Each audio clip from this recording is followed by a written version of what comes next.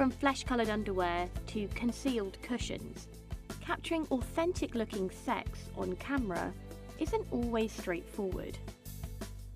Some films intentionally feature dodgy intercourse to invoke humour. But for the genuinely romantic depictions, actors and directors can face a myriad of challenges. Film sets are often packed, demanding, and tiring, a far cry from the sexy mood you see on screen. We caught up with a leading intimacy coordinator to find out how sex scenes are filmed in movies. Moviegoers generally accept that the first ever on-camera orgasm in a non-pornographic film was in the 1933 Czech film Ecstasy, a romantic drama starring Hedy Lamarr.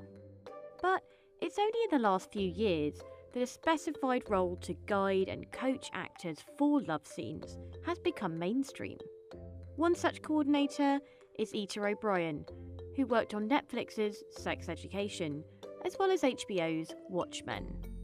So an intimacy coordinator puts in place a structure that allows for agreement and consent of touch with intimate scenes, and then a process that choreographs the intimate scenes clearly. Rehearsals start with a series of exercises around consent of touch. May I hug you chest to chest? Yes, you may. I put my arm around your chest. I take a hold of your hand. I take your hand with my hand. Ita will then block the scene with the actors closely, discussing the motivations for each moment of sexual contact. She also encourages productions to create a positive on-set environment. And actors do need protecting, as love scenes often leave them vulnerable. Maria Schneider accused director Bernardo Bertolucci of emotionally assaulting her by insisting on a now infamous rape scene in 1972's Last Tango in Paris. And Salma Hayek accused controversial producer Harvey Weinstein of insisting on a nude scene in Frida. The first season of Netflix's Sex Education, shot in 2018, was the network's first production to employ an intimacy coordinator. The show features a variety of intimate content, from masturbation to sexually charged confrontations. We had to watch videos depicting different animals' mating rituals. Slugs. Lions, cats, dogs. Bonobos. To protect the young cast from being naked on set, Ita devised a series of cushions made from lamb's wool. This stuff is the equivalent of the stunt coordinator's crash mats.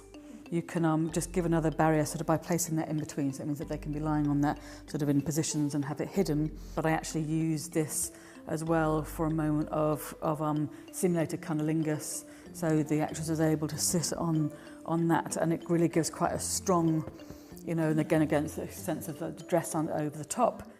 Actors can wear varying layers of flesh-coloured underwear, held together with tape. Nipple pasties can be worn to cover breasts. And yes, they do even arrive in a headphone pouch. The least that they will wear is this genitalia patch, flesh-coloured pants stroke shorts or flesh-coloured shorts like that. So this obviously then is a G-string or a dance belt for a man. So you've got a good cup in here. Very often, of course, you do the wide shot first. Yeah, but in this, it's actually better if you do the closer up so they can be more covered. And then they can really find the flow and the rhythm and the breath and feel completely comfortable. And then go, oh yeah, okay, fine, we'll take the layer off, and then we'll take another layer off. But for those fully frontal moments, female actors can also wear a merkin, which is an artificial cover for pubic hair. In an interview with Allure magazine, Kate Winslet said that producers made her one for her Oscar-winning turn in 2008's The Reader. Choreography and clothing are important, ensuring the actors look like they're touching the right part of someone's body. But directors can also give the illusion of intercourse through camera movement or camera position, cheating the shot.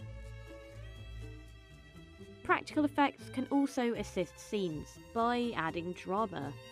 If two people can't keep their hands off each other, why not add in a little thunder and lightning, or get them soaked in the rain? Glycerin spray, oil or water can be added to the actor's skin to give them that sweaty look. And then there's a more extreme augmentation. Visual effects have been used to splice together the actor's face and their double's nude body.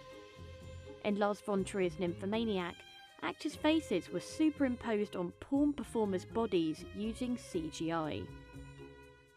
And elements like props and music can be important.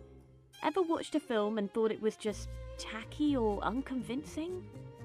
In the history of cinema, there have been some unnecessary additions of props like candle wax or ice cream, or people proceeding to accurately fire guns whilst having sex. A sex scene can also be ruined by out-of-place music, like the inclusion of Leonard Cohen's Alleluia playing while Silk Spectre and Night Owl make love in 2009's Watchmen. Then there's a lovemaking that gets a weirdly paced edit, like the lustless, mechanical movements between Trinity and Neo in The Matrix Reloaded. An enthusiastic foreplay that is better than the main event. We're looking at you, Bella and Edward.